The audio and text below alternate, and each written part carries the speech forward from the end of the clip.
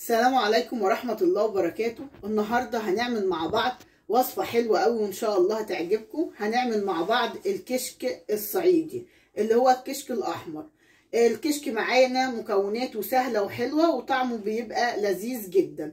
هنحتاج معانا بصل وطماطم ودقيق وملح وفلفل اسود، وطبعا الكشك معانا اهو. الكشك ده كشك صعيدي اهو. وهنحتاج مع بعض شوربة، يعني شوربة لحمة، شوربة فراخ، زي ما انتوا حابين. يلا بينا نبدأ وصفتنا النهاردة ويا رب تعجبكم. اول حاجة هنعملها في وصفتنا النهاردة معانا الكشك اهو زي ما احنا شايفين. هنبدأ نعمل ننزل عليه بشوربة او بمية سخنة، يعني ننقعه يعني عشان يفك. تمام اهو. هنملى الطبق زي ما احنا شايفين كده بالمية او بالشوربه، وما دام عندنا شوربه ننزل بالشوربه علشان يفك شويه. هياخد معانا تقريبا نص ساعه ننقعه كده. تمام. تاني حاجه هنعملها معانا هي التقليه بتاعه الكشك. طبعا الكشك كل ما نكتر له الطماطم كل ما طعمه هيبقى اطعم واحسن. معانا بصل اهو. الكشك الصعيدي الاحمر ده اهم حاجه فيه نكتر له البصل ونكتر له الطماطم، هيبقى طعمه معانا جميل ولذيذ. حطينا تقريبا 3 بصلات متوسطين، هنضربهم في الكبه وبعدين نرجع لكم تاني. فرمنا البصل اهو زي ما احنا شايفين. هنركنه دلوقتي على جنب، وهنبدا الخطوه اللي بعد كده ان احنا نجيب الطماطم اهي معانا. يعني تقريبا انا هحط كيلو طماطم على كميه الكشك اللي انا نقعاها دي اللي انتوا شايفينها. وزي ما قلت لكم كل ما الطماطم تكون اكتر كل ما هيبقى طعمه مسكر واحلى. تمام. وكل ما البصل يعني مش هنكتر قوي، يعني البصل يعني 3 بصلات متوسطين هيبقى هيبقى طعمها حلو ان شاء الله. هقطع الطماطم كده وهضربها معاكم في الخلاط، وبعد كده هنبدأ نشوف هنعمل التقلية معانا ازاي.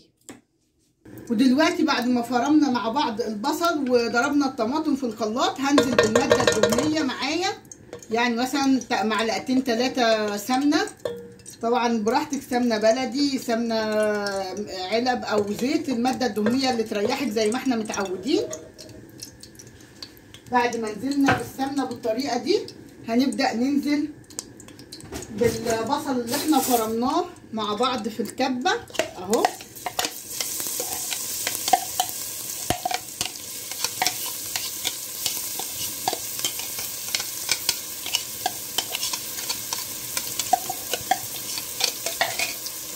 وابدا اقلب كده البصل مع السمنه لحد ما ياخد معايا لون جولد كده.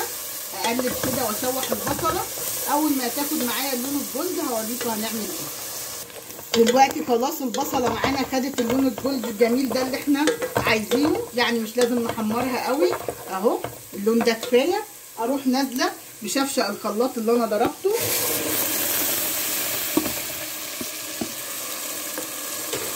واسيبها بقى لحد ما تتسبك معانا. اول ما الطماطم هتقل في الحله وتبدا تنطر الايدام بتاعها ابدا احط لها التوابل بتاعتها. دلوقتي يلا بينا عشان نشوف هنعمل ايه تاني. في المرحله دي بقى هعمل البصل ده هقطعه طرنشات كده او جوليان عشان هحطه بس يعني على الوش كده كمنظر، وكمان هيدينا طعم حلو برده في الطبق معانا. تمام. معانا طبعا الكشك زي ما احنا شايفين نقعاه، وطبعا حطيت التقليه بتاعتي على النار تتسبك، وهقطع البصل اهو وهعمله هعمله في يعني هنحط معلقتين زيت على معلقتين سمنه، وهنديله تشويحه كده ان هو يبقى كريسبي. هوريكم هنعمله ازاي. هقطع كل كميه البصل وبعدين هنعملها على النار مع بعض ونشوفها هتطلع ازاي. ودلوقتي حطينا معلقتين سمنه وعليهم نص كوبايه زيت. تمام. ودي علشان نشوح مع بعض البصله اللي هنحطها على وش الكشك اهو. نسيب الزيت لما هيسخن كده معانا، وبعدين هنزل بالبصل اللي انا قطعته جوليان كده وابدا اشوح فيه لحد ما ياخد معايا لون جولد كده ويبقى مقرمش وطعمه جميل وشكله جميل. هبدا اقلبه كده لحد ما ياخد معانا اللون وبعدين نرجع تاني فيه. معانا البصل اهو بدأ يدخل على اللون اللي احنا عايزينه وياخد القرمشه اللي احنا عايزينها. تمام، مش هندوس عليه يعني. اول ما هياخد بقى لون اغمق من كده سنه هنبدأ نطفي عليه ونصفيه من السمنه على الزيت اللي احنا ايه حاطينها فيه اهو. نقلب كده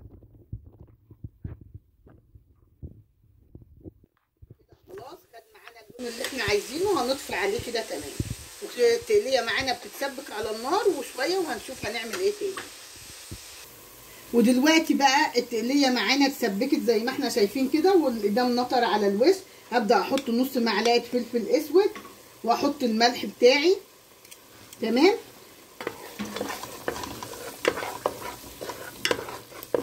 والصلصه بقى شكلها جميل زي ما احنا شايفين اهو. هبدا دلوقتي انزل بالكشك اللي انا كنت نقعاه زي ما احنا شايفين كده اهو، واقلب كده، اقلبه في الدمعه وهسيبه شويه كده يشرب من الايه من التخديعه اللي انا عاملاها.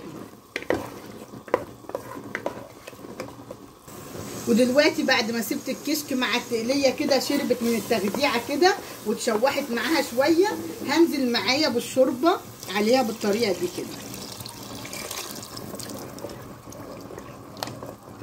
هسيبها تغلي بقى وتاخد وتدي كده، تاخد لها غلوتين 3 مع الشوربه كده لحد ما تستوي، وبعد كده هقول لكم هنعمل فيها ايه.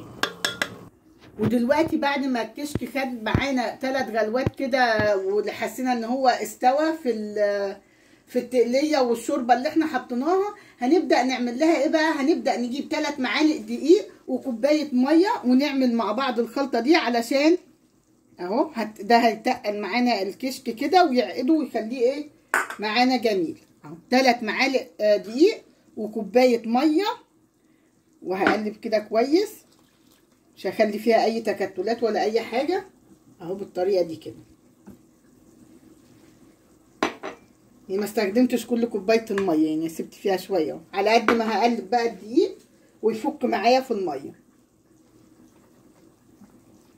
كده. قلبت الدقيق كويس اهو في الميه لحد ما فك خالص بالطريقه دي كده. هنشوف دلوقتي هنبدا نحطه على الكشك ازاي. هننزل كده بالدقيق اللي احنا عاملينه على الكشك ونقلب اهو. نبدا نقلب بالطريقه دي كده لحد ما يبقاش فيه اي تكتلات معانا من الدقيق. يخلي بالنا ان الدقيق لما بينزل على حاجه سخنه ممكن يعمل ايه قطع كده وتكتلات معانا. احنا عايزين ناخد قوام كده اللي هو ايه القوام بتاع الكشك الجميل بتاعنا ده اللي هو كده.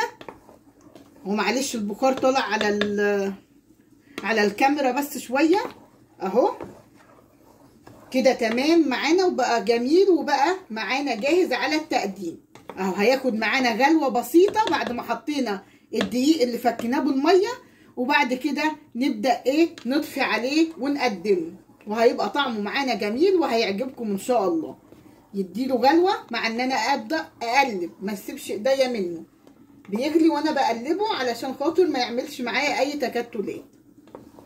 وخلص معايا الكشك بالطريقه دي كده، وهو هيبقى طعمه حلو ان شاء الله وهيعجبكم.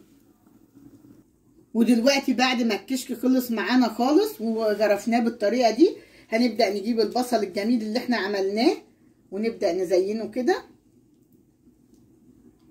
عشان يبقى شكله حلو معانا ويفتح النفس.